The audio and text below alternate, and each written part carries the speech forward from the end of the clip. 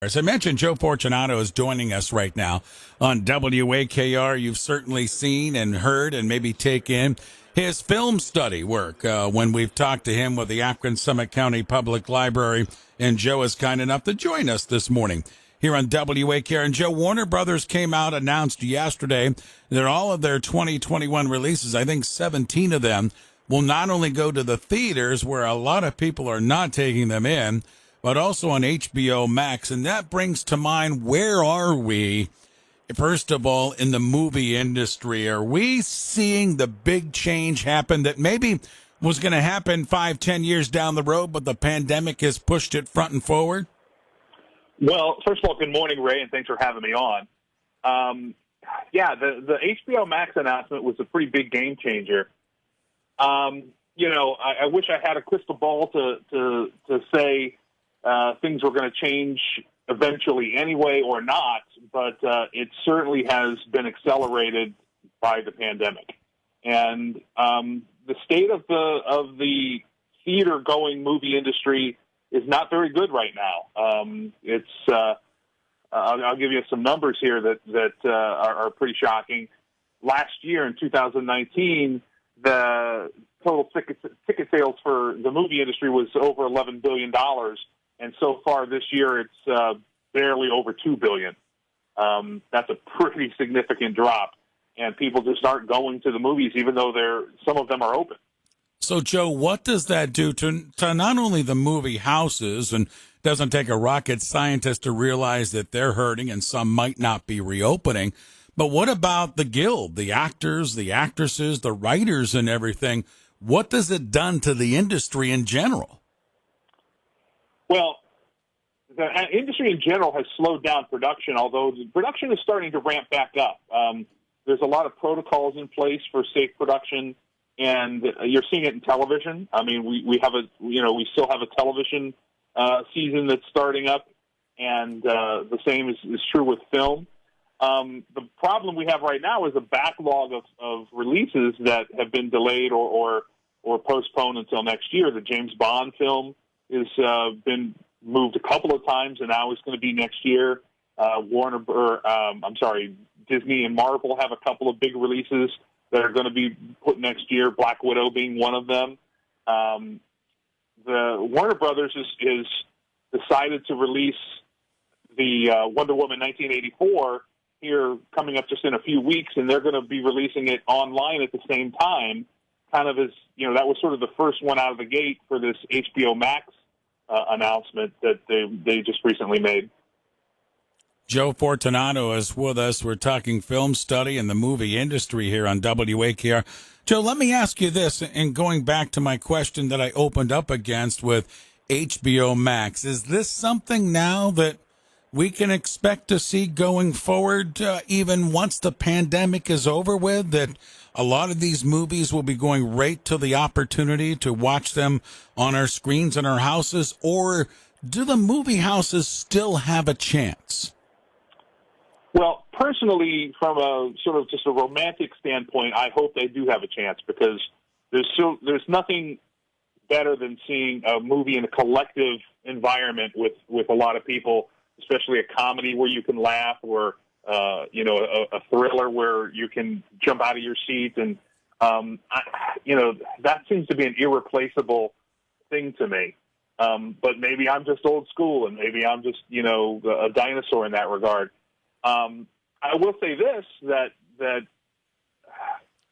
more and more, with this announcement of the streaming on HBO Max, that is going to affect obviously it's going to affect the box office of some people that aren't going to want to come back to the theater. More and more people have their own home theater. I know I have a home theater. So it's become, more and more desirable to be at home. Not unlike, in some ways going to a football game or something. The home experience has become so much better in some ways that threatens the live experience out in the public. With us is Joe Fortunato. With us, we're doing film study and looking at the movie industry. And Joe, let me ask you this, and I've noticed this more and more on Amazon Prime. I've noticed it on Netflix, some streaming bases, that we're starting to see some more CGI series and CGI movies. And maybe this is pushed forward because of the pandemic, where you're seeing voice actors and the voices of actors we know on these series. And I imagine these have been pushed forward because not only the pandemic is here, but it's also probably less expensive to produce and put together. Are you seeing more of that in the industry, or was this just a coincidence? I think that's a little bit more of a coincidence. I guess it depends on how you look at CGI. If you're talking about stuff like, Disney's The Mandalorian, it is a little bit that's still an expensive show to produce, but it's a little easier to have CGI backgrounds than to have sets. If you're talking about CGI when it comes to like animated fare, like Pixar movies, Yeah. Those have been popular for a while and they continue to be. So I don't know that we're seeing a trend in that direction. Although obviously when the technology is there, it's going to be used. Joe Fortunato is with us. Joe, I want to bring in Gene Destro from our newsroom. I think Gene has a question for you. Gene, go right ahead for Joe, my question is, I am hearing that these are going to be released on HBO, but you have to have a subscription to that. Is there any way that consumers are going to be able to see these movies without having to subscribe to HBO? I mean, won't you be able to get it on Amazon or just, buy a single ticket? Because I want to see the movies, but I don't want to pay like $15 a month to HBO. Well, there's the catch, isn't it? And that's where the streaming wars that really started a few years ago with Netflix and Hulu have ramped up. I mean, there's Disney Plus and HBO Max, and a lot of people have Amazon Prime and so on and so forth. So we're getting to the point of saturation where people either don't want or can't afford a subscription to all of these things. So they're going to either have to pick and choose, and that's going to, I think that may be the saving grace with the theater is that, people want, aside from wanting the experience, they don't want to pay $15 a month or whatever it might be, or to get the streaming, some of the streaming movies that are released cost $20 or more for that one stream. If you're a single person and you don't want to spend that much, if you're a family, it's a great deal. If you're a single person, not so much.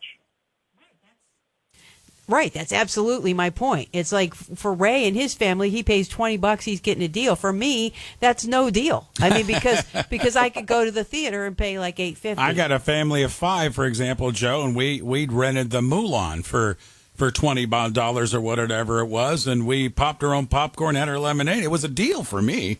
But see, I'd never pay $20. I'm in the same boat as a single person. Yeah. It's not so much a deal for me. Joe, my final question to the industry itself here. What's the word out of Hollywood right now? Are actors and actresses working? Is the industry in some sort of flow?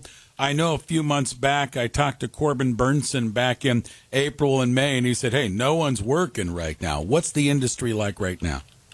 Back in April and May, I think that was largely true. I think that's changing now. As I said, Hollywood has protocols in place for safe production, or at least as safe as things can be. And we're seeing, like I said, television production. And the problem with movies is the backlog. And things that are now being postponed until the next year means that there's going to be a glut of content. So there's some things aren't being produced because there's just no room for them in the inn, so to speak, whether it be the theater or the streams. All right, Joe. Well, listen, great stuff this morning. Hey, hopefully we can get back to some normal state in 2021 and get you back with your film studies here in the Summit County area with the Akron Summit County Public Library. Those have just been fantastic through the years with you doing the movies. I know when I took in the Jaws one, it was fascinating to me. So thanks for contributing to the show. I'll stay in contact, my friend. And again, thanks for accepting the invitation and coming on today. I thank you, and I look forward to it anytime. All right. Joe Fortunato with us again. Some film study on what Hollywood is like right now during this pandemic.